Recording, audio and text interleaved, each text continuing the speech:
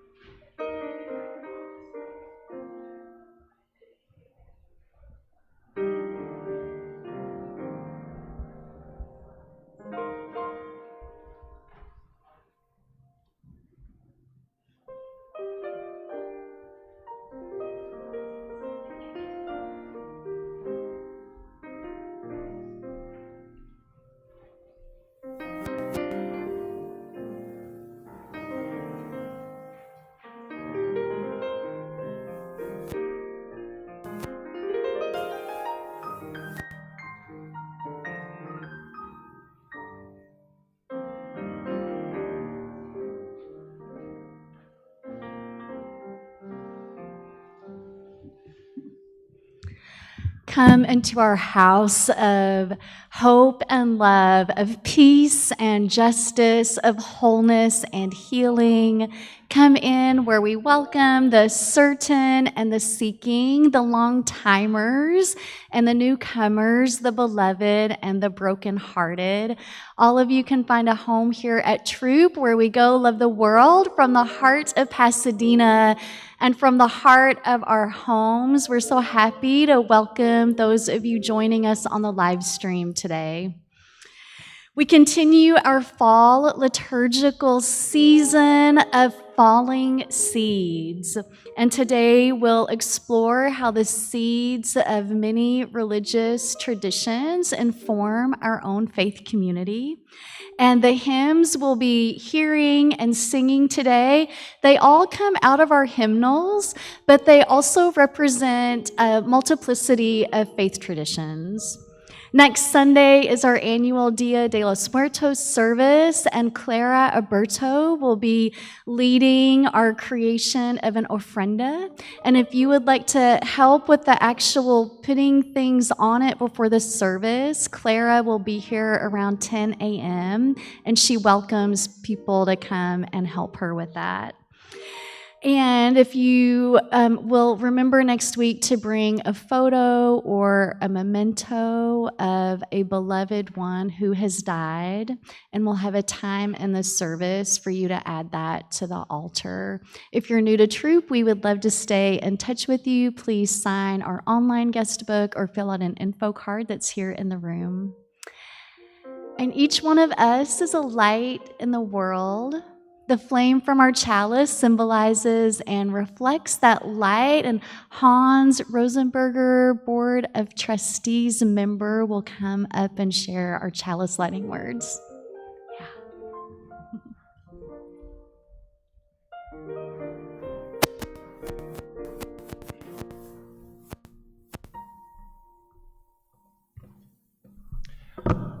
Our time in worship together in worship is intimately connected with our daily lives. As a symbol of that connection, we light our chalice with a flame from our candle of hope and witness. We come together every week, bound not by a creed or a mutual desire to please one God or many gods, Yet we are drawn together by a belief that how we are in the world, who we are together, matters. We light a second candle to honor the people and ancestors whose lands we now occupy.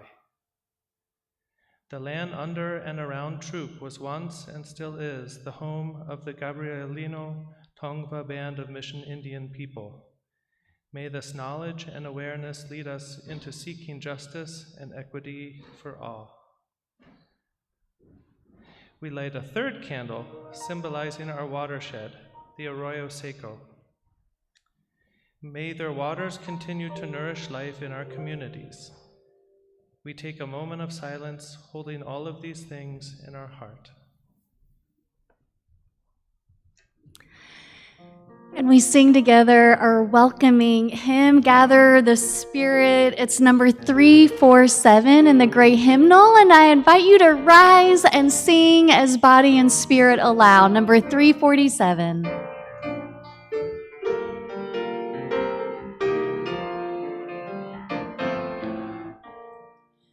Gather the Spirit, harvest the power.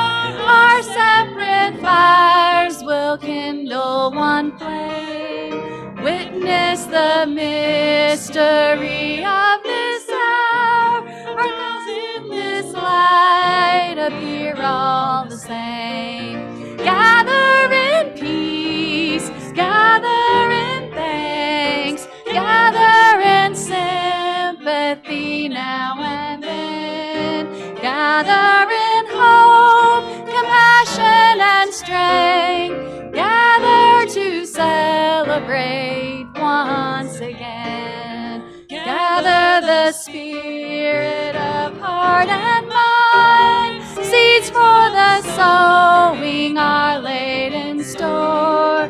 Nurtured in love and conscience refined, with body and spirit united once more. Gather in peace, gather in thanks, gather in sympathy now and then. Gather in hope, compassion, and strength. Gather to celebrate once again. Turn to a neighbor and welcome them into worship today.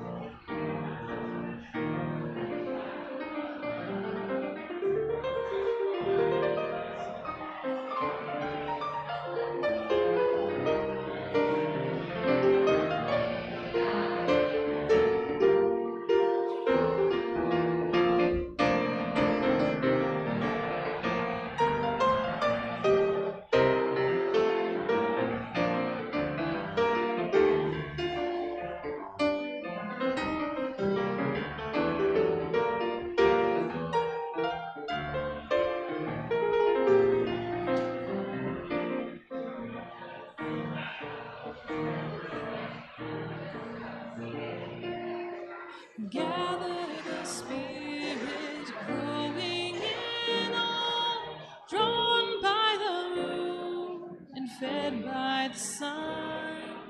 winter to spring and summer to fall, the chorus of life resounding as one. Gather in peace, gather in strength, Gather in sympathy now and then. Gather in hope, compassion, and strength. Gather to celebrate once again. gather in peace, Gather in thanks. Gather in sympathy now and then. Gather in hope, compassion, and strength. Gather to celebrate once again.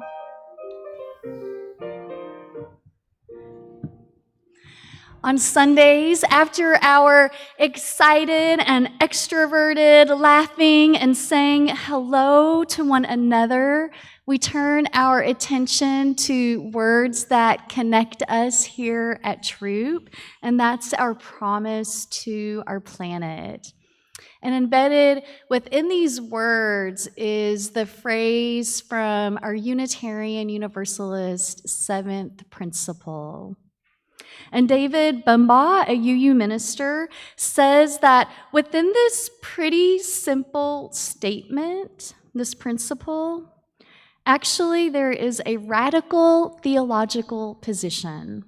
He says this principle calls us to reverence of the world, not some future world, but this miraculous world of our everyday experience. He says it challenges us to understand the world as reflexive and relational. Bumbaugh says this principle offers a vision of a world in which the holy, in which the sacred is incarnational at every moment. He says that is a world in which God is always fully present, and a world in which God is always fully at risk. As we share the words today to our promise to our planet, I invite you to think about and ponder what in your life feels holy or sacred, that feels really incarnational and alive in your life right now. As members of the family of living beings on earth, we are guided by the Unitarian Universalist principle of respect for the interdependent web of all existence of which we are a part. With hearts filled with love for it, eyes nurtured by its beauty, and minds ruminating on ways to protect its sacred and scarce resources, we promise to nurture the well-being of all life and of the planet itself. And keeping in our hearts and minds that which is incarnational, we move into our responsive reading. And the congregation's response is we share a seed story with all creation. We share a seed story with all creation. The thing that will save our faith and that will allow us to become better lovers, parents, children, siblings, friends, it's building relationships. It's learning more about each other, seeing God in all people and places and things. It is rooted in experience. We share a seed story with all creation. The more we learn and grow with liberal minds and hearts, the more we see Spirit emanating. We share a seed story with all creation.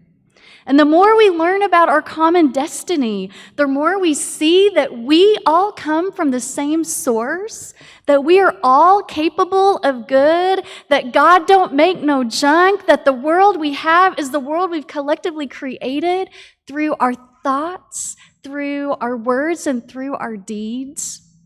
We share a seed story with all creation.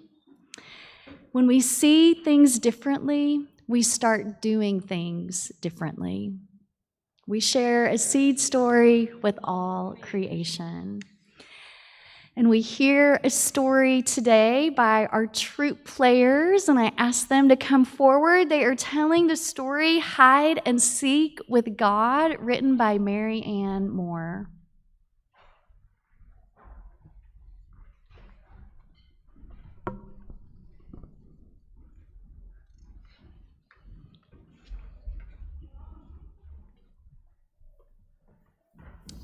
Once upon a time, God spoke. I'm bored because I don't have anything to do. I want to play with my friends.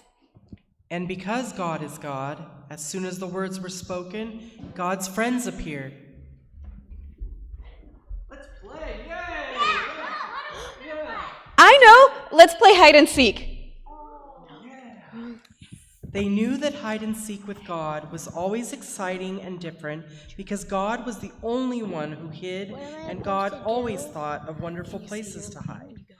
God's friends closed their eyes tight and counted to 10. When they opened their eyes, God wasn't there anymore. So they all went off to look for God. One friend decided to look close on the earth and soon came to a meadow. As he was searching, he stopped to admire the tender new sprouts of green grass pushing their way up toward the sun. As he bent over to look more closely at the tender green, he realized there was something special and amazing and wonderful about it. I found God in the grass. Another one of God's friends decided to look for God in the night. She watched the sun go down and heard the workaday noises stop, and saw the lights in the houses go out. As it got darker and the peaceful night wrapped itself around her, she listened very hard, and then she realized there was something special and amazing and wonderful about it. I found God. God is dark and peaceful. I found God in the night. A third friend looked on the earth and felt the mystery of the grass growing toward the sun.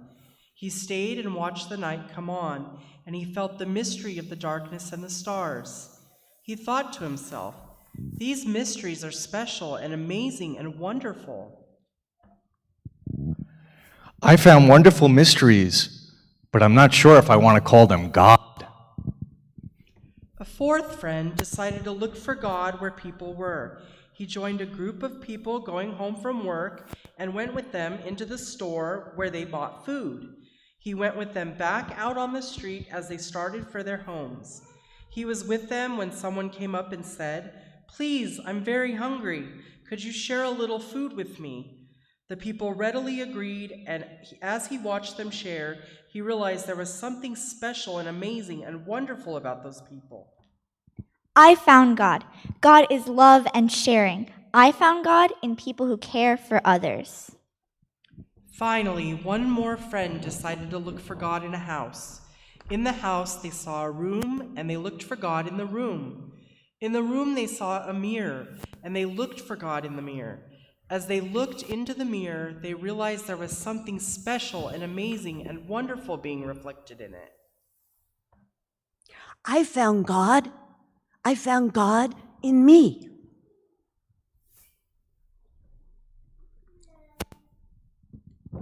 I had so much fun. Weren't those good hiding places? Some of you found me, others weren't sure, and others are still looking. That's okay, because the most important thing is just to play the game. Let's do it again. I'm sure I can think of some other good hiding places. And they all called out, "Ollie, Ollie, oxen free." And the game started all over again.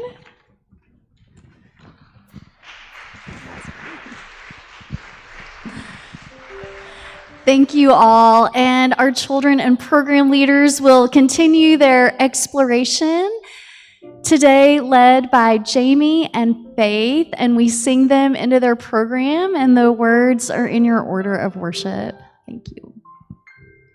For you shall go out in joy, for you shall go out in joy, and come Back in peace, and come back in peace. peace. For you shall go out in joy. For you shall go out in joy and come back in peace. And come back in peace.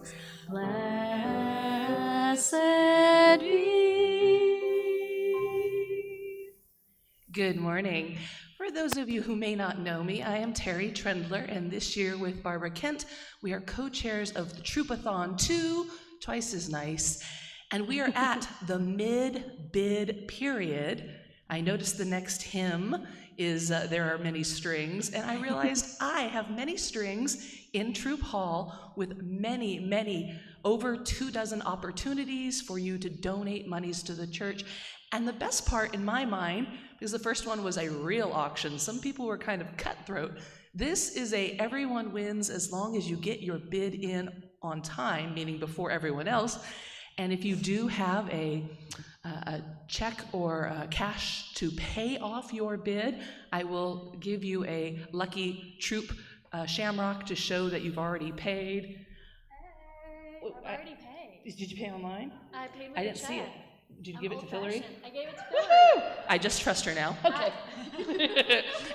And you can join Reverend Tara, myself, and many of your friends at events ranging from a walk on Caltech's grounds to wine and tapas.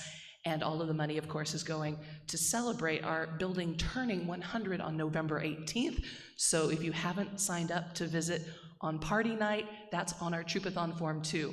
The one other thing, because I know what she wants to do is she wants to go in the hall and write with her pen on the wall. That's the other kind of strings. It's the World Wide Web. Our slides are being electronically updated, and I receive all of your email request forms and respond to them within 24 hours. So feel free to flood me once we're in coffee hour. Thank you. Oh, and the update, in case you don't look at the thermometer, it's the Troopometer. We are up to $1,919.45 bid already. Yay! And this is our religious home, our spiritual home for so many of us. And today's pondering moment is called Always Coming Home by Ursula Le Guin. Please bring strange things. Please come bringing new things. Let very old things come into your hands. Let what you do not know come into your eyes. Let desert sand harden your feet. Let the arch of your feet be the mountains. Let the paths of your fingertips be your maps. And the ways that you go be the lines in your palms. Let there be deep snow in your in-breathing, and your out-breath be the shining of ice. May your mouth contain the shape of strange words. May you smell food cooking you've never eaten. May the spring of a foreign river be your navel. May your soul be at home where there are no houses. Move carefully, well-loved one. Move mindfully, well-loved one. And move fearlessly, well-loved one. Return with us, return to us. Be always coming home. And we sing together number 197. There are numerous strings, and remain seated as we sing this hymn. There are numerous strings in your lute. Let me add my own among them. There are numerous strings in your lute. Let me add my own among them. Then when you smite your chords, my heart will break in silence.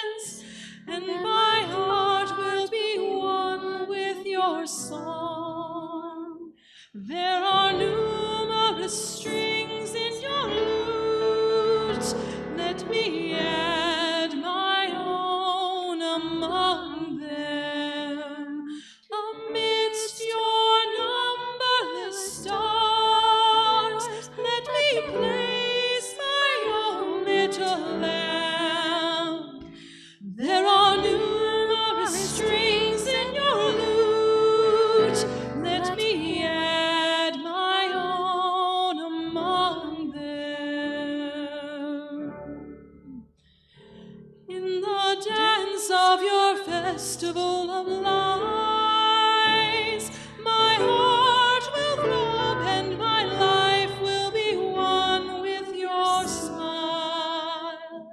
There are numerous strings in your lute. Let me add my own among them. There are numerous strings in your lute.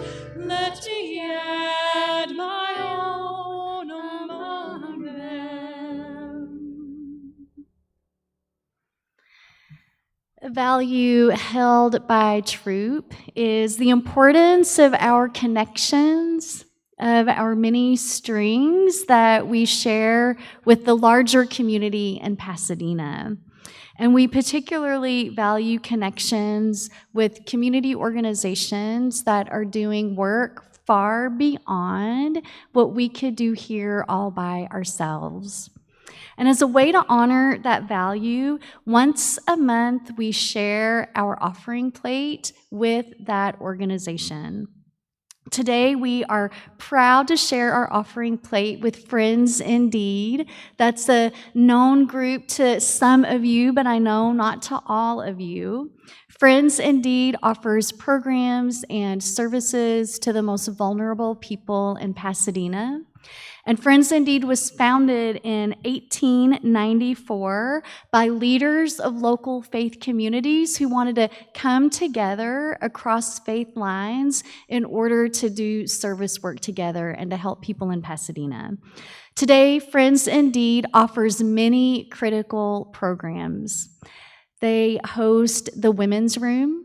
They have a food pantry. They have street outreach and housing teams, eviction, prevental, and rental assistance, and also bad weather supplies for those people who are living on the streets. We're really, really proud to be one of their supporters, and today your entire gift that you give during the offering will be shared with Friends Indeed.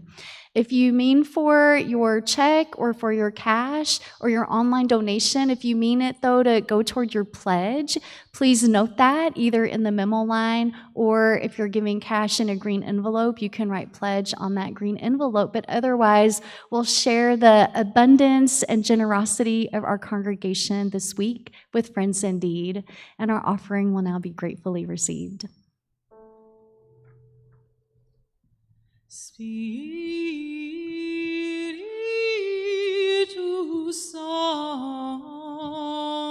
Sanctus vivificans vitam movens omnia et radix est in omni creatura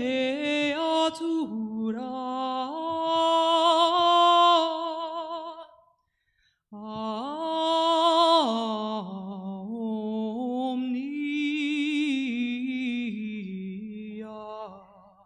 ne in mundi tia abulit.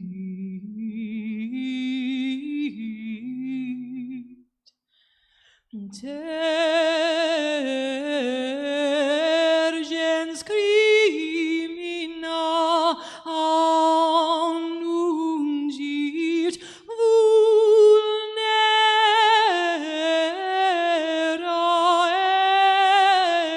et si est fulgens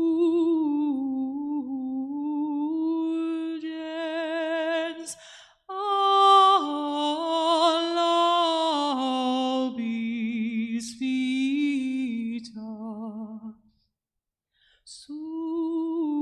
suscitans est resuscita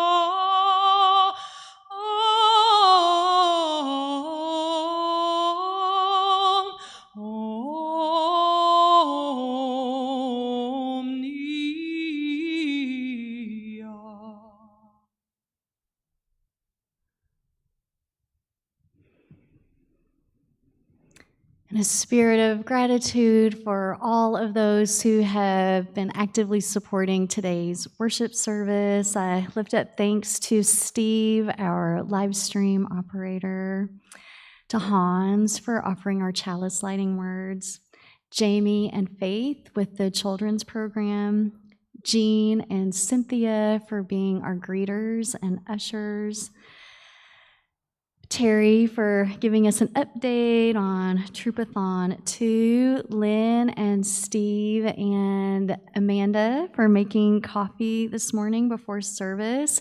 Our troop players today were Taryn and Faith, Jamie and Julian, Clara and Teresa, Ripley and Dave. Villery, thank you for all of your administrative support throughout the week, and Megan for your stunning and soulful and inspired music. It's always a pleasure. And for all the ways that this church supports our larger community and this community, we share response to the offering, and those words are in the order of worship. For the ministries of the church and our community, we bless our offering with love and hope. And that sentiment of offering blessings of love and hope, not only to the offering, which really symbolizes more than just your financial gift, but really symbolizes a spirit of generosity and abundance and commitment. As I've thought about that blessing of love and hope that we send out every week, I'm so aware that in the past 2 or 3 weeks, our hearts have been filled with just so much despair and sadness, and there's been anger in it too. So many of us in this room have loved ones, have friends, have our own ties with people in Israel and people in Gaza. And as we have watched these events unfold, oh my goodness, has there been anything harder to try to talk about with people? There's people in my own life I'm just unable and unwilling to have the conversation with because I'm so scared it would result in a break in relationship that would be really hard to mend. And this past week, we watched as yet another mass shooting unfolded. And I know that we have people in our lives that we love who are likely on total opposite end of the spectrum when it comes to gun control and gun laws and a way forward. And that feels like another conversation that can be really impossible and hurtful to have.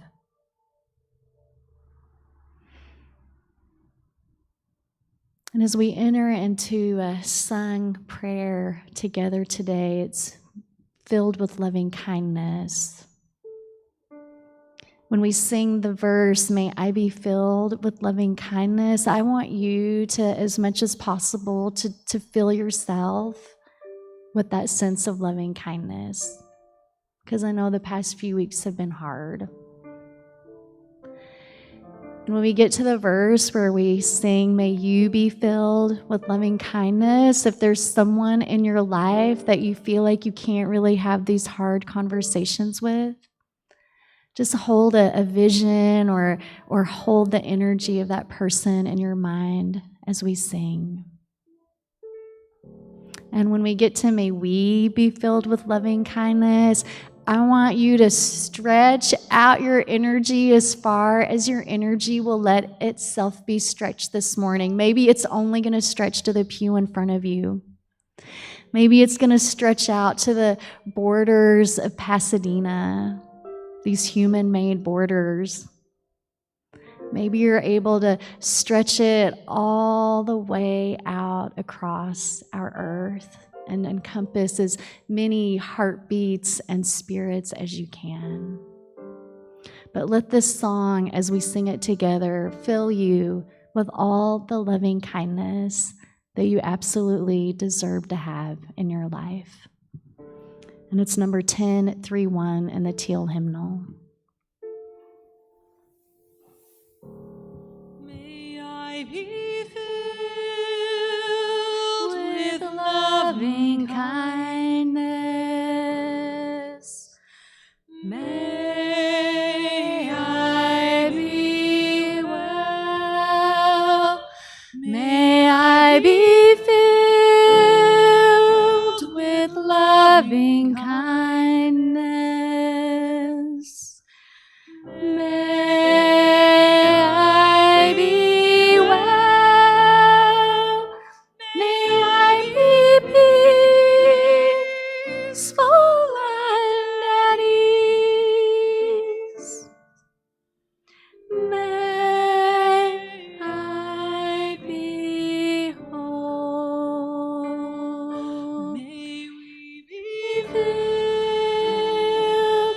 with loving kindness. May you be well. May we be filled with loving kindness. May we be well. May we be peaceful and at ease. May we be whole. May you be filled with loving kindness. May you be well. May you be filled with loving kindness. May you be well. You be peaceful and at ease. May you be whole. May I be filled with loving kindness. May I be well. May I be filled with loving kindness. May I be well. May I be peaceful and at ease. May I be whole. May loving kindness fill all that you do and all that you are. And for all that is our life, we give our thanks and praise. Amen.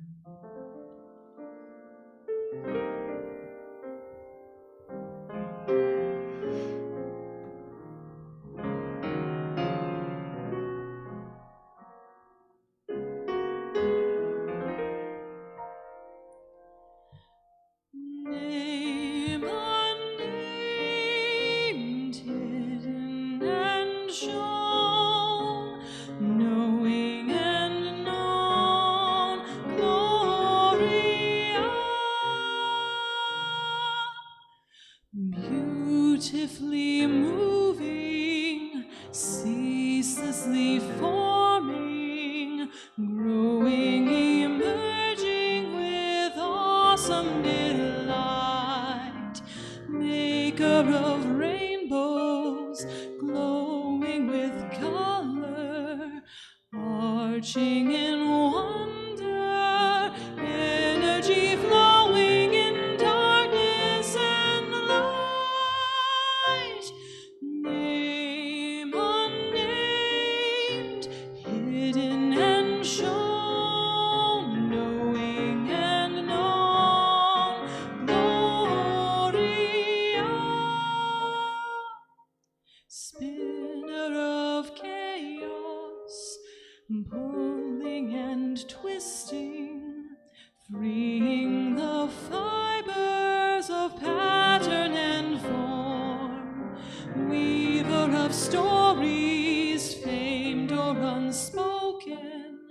tangled or broken, speaking the truth that refreshes and frees. Name unnamed, hidden and shown, knowing and known, Gloria. Nudging discomfort, prodding and shaking, waking our lives to creative unease. Straight talking lover, checking and humbling, jargon and grumbling, speaking the truth that refreshes and frees. Name unnamed, hidden and shown, knowing and known, Gloria. Name unnamed, hidden and shown, knowing and known, Gloria.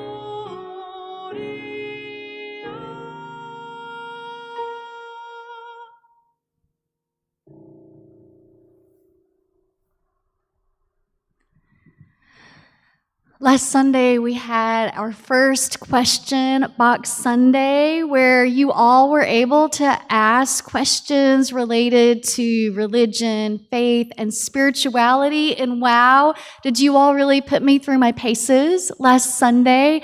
Don't know that I had been that nervous being questioned since I saw the ordination committee back in 2011. You asked really poignant and challenging questions, and this week I reviewed them, and over the coming months I'll be returning to some of them in worship because your questions deserve more than just a 1 minute off the cuff, what I could come up with in the moment kind of answer. But one of your questions was, do I know any Unitarian Universalist jokes? And my answer was, no, I don't. I'm terrible at that. But Molly yelled out a joke. Thank you. Do you all remember what her joke was? It was, how many Unitarian Universalists does it take to screw in a light bulb? I was stymied, but Steve had an answer last week. And as I was putting together this Sunday's worship, I came across another answer to that joke, and the answer is related to religious pluralism.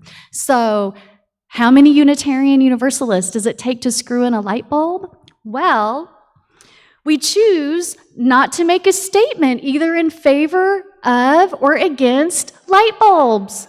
However, if in your own journey you have found that light bulbs work for you, you're invited to write a poem about your personal relationship with your light bulb. Present it next month at our annual Light Bulb Sunday service, in which we'll explore many light bulb traditions, including fluorescent, three-way, long life, LED, and tinted, all of which are equally valid paths to luminescence. Ta-da! Closing hymn. December is our season of light where we honor the many traditions that welcome back light in the middle of winter. And you, yes, you will be invited to submit your very own light bulb poem for December. This church year, we are exploring gifts of our faith. And these gifts of Unitarian Universalism, they're related to the new values or the newly framed values that are becoming a part of our religious tradition. The principles and purposes which many of us have known and loved for so long, 40 years, they're being updated and revised to help us move into the 21st century in Unitarian Universalism. And one of those values that's been identified is the value of religious pluralism. So what is religious pluralism. Forrest Church, the late Unitarian Universalist minister, he describes it very poetically, and he used a metaphor of windows in an imagined cathedral in the world. And I thought how perfectly beautiful for us at Throop. We're held by our own beautiful windows and the light shining through them each Sunday. Forrest Church wrote, "Contemplate the windows. In the cathedral of the world, there are windows beyond number, some long forgotten, some covered with the patina of dust, others revered by millions, the most sacred of shrines. Each in its own way beautiful. Some are abstract, some representational, some dark and meditative, others bright and dazzling. Each tells a story about the creation of the world, the meaning of history, the purpose of life, the mysteries of death. The windows of the cathedral are where the light shines through. And that light shines through each and every one of you. Each of you beautiful, each of you carrying a story of the creation of the world, each of you carrying the meaning of your life alongside your understandings of the mysteries of death. You all come from so many different religious backgrounds. You practice a spirituality in a way that is right and true for you. Like our story today, you play your own game of hide and seek with God or not God, according to your own search for truth and meaning. With all the beliefs that are gathered here in this room, we could host a pagan coven, a Christian prayer circle, a Jewish minyan, a Buddhist sangha, a humanist atheist discussion group, and an eco-spirituality ritual spiral. This religious diversity is part of our heritage, and it's been with us since the earliest iterations of Unitarian thought in Europe. One of the first attempts at religious tolerance took place in Transylvania in the 16th century. Francis David was a Unitarian court preacher, and he influenced policy of that day through the Edict of Torda, which was issued in 1568 by King Sigismund of Transylvania. And the Edict of Torda, it said in part that in every place the preachers shall preach and explain the gospel, each according to their understanding of it. And if the congregation like it, well. If not, no one shall compel them, for their souls would not be satisfied, but they shall be permitted to keep a preacher whose teaching they approve. If the congregation like it, well, but if not, no one shall compel them. Pluralism is easy and feels good when our core beliefs are all aligned. But what about when our beliefs are diametrically opposed? It can be hard and painful to talk across difference, to try to not compel someone to see our way of things, to honor the light as it shines through their window into the world. Religious scholar Diana Eck says diversity is a fact, but pluralism, that's an achievement. Eck states that religious pluralism is sociological, not theological. That it is about how we live together, not about how we think. That we can disagree fundamentally about concepts like God and hell and creation, but we can still agree that we have to learn how to live together, how to hold one another in loving kindness. This means that atheists, agnostics, and the non-religious are welcome and an important part of religious pluralism. and a UUA curriculum designed to help high school students become strong interfaith leaders. 3 components are identified that lift up and uphold a religiously pluralistic community. Number 1 is just respect for religious identity, which means that people respect the manifestations of religious identity around them. The second component is mutually inspiring relationships, which means people have relationships where they can fundamentally disagree about some things, but support and admire other things across lines of difference. And then the third component is common action for the common good, which means religiously diverse communities get together to act for the things they commonly believe in, such as the end to war or ending poverty. Points 1 and 3, I think Unitarian Universalists are pretty good at those. I think we mostly respect ways that people name or understand the divine, ways they practice that. And I think we're pretty good at number 3, right? We savor the opportunities to engage across faith communities, such as working with Friends Indeed or working with Making Housing Happen here in Pasadena. We pride ourselves on being out in the public square, marching and talking and organizing and educating for social justice. But point number 2 really intrigues me. That people can fundamentally disagree about some things, but still have mutually inspiring relationships. That we can respect one another across our lines of disagreement. That doing so can be done in a way that doesn't move people apart, but actually strengthens each person's own set of beliefs and religious identities, and deepens your understanding and love of the person in front of you. That one takes work. Does religious pluralism mean that all faiths, all paths of the Spirit are equally true and equally valid? Does it mean we honor and affirm people whose beliefs or practices actively harm, actively diminish another person or some part of creation? Jean says no.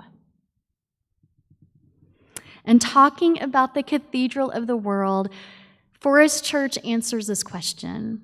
He wrote, honoring many different religious approaches, it only excludes the truth claims of absolutists. That is because fundamentalists claim that the light shines through their window only. Some go so far as to beseech their followers to throw stones through other people's windows. Often, when people discover a home in Unitarian Universalism, they comment that they found a place where people think like they do. But really, even here, our windows reflect so many different streams of light. We don't all believe the same thing about the divine, or about evil, or about spirituality, or about sources of authority. And talking about our differences and beliefs here can make us feel vulnerable. Most of us don't want to lose friendship or relationship or a church community because of difference and belief. A Unitarian Universalist report on theological diversity within our faith movement noted some of these differences, and for some big religious questions, the report identified areas where we mostly agree and the ways we mostly disagree in that same area. And here are a few of those. On the nature of the divine, we agree that the universe is an interdependent web held together by a force or forces that can be understood in a variety of ways. But we disagree concerning how that force or forces should be named and whether or not it possesses consciousness. On evil, we agree that evil is most commonly the result of human choices and actions. But we disagree as to whether evil is solely and only of human creation. On spirituality, we agree that awe, wonder, and love are necessary and healthy. But we disagree concerning the value of spirituality and spiritual practices for enhancing or engendering that sense of awe and wonder and love. And then finally, on sources of authority, we agree that the conscience of the individual is the ultimate locus of religious authority. It resides in you. But we disagree concerning the degree to which the individual conscience should be informed, inspired, or critiqued by tradition and community. Those areas of disagreement, so rich, so scary, so necessary. It feels really important for us to find ways to talk about, to really listen to one another about these areas of disagreement. It seems especially important for us to learn how to do that together here. In the midst of this greater culture where most days it seems like it's impossible to disagree with someone and still be on friendly, respectful, and loving terms. Can we talk about things here that we fundamentally disagree about and still like and respect each other? Are we courageous enough to enter into those conversations with one another? How many Unitarian Universalists does it take to change a light bulb?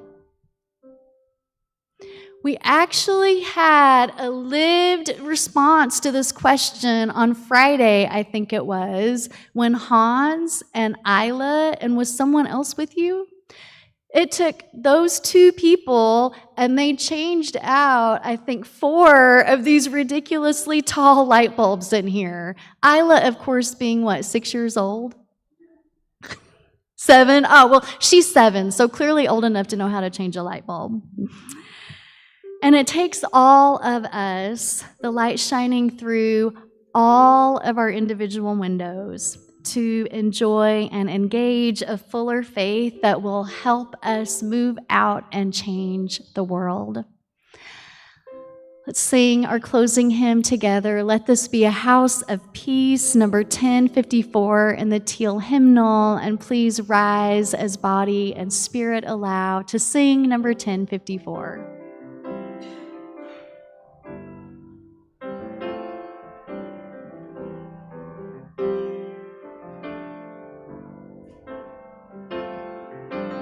Let this be a house of peace, of nature and humanity, of sorrow and elation. Let this be our house, a haven for the healing, an open room for question and our inspiration. Let this be a house of peace. Let this be a house of peace. Let this be a house of freedom,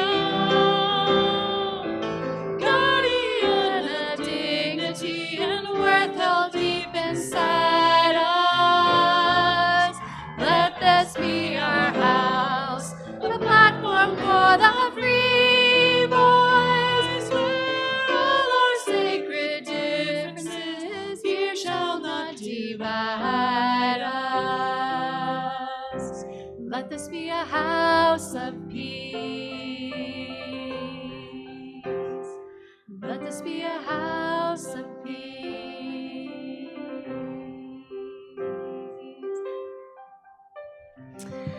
Let this be a house of peace. Place a hand on your heart and a hand to someone in the room or on the live stream. Our chalice will soon be extinguished. We carry its light with us. May you and yours be filled with loving kindness. I love you all. Go out and love the world. Amen, and blessed be.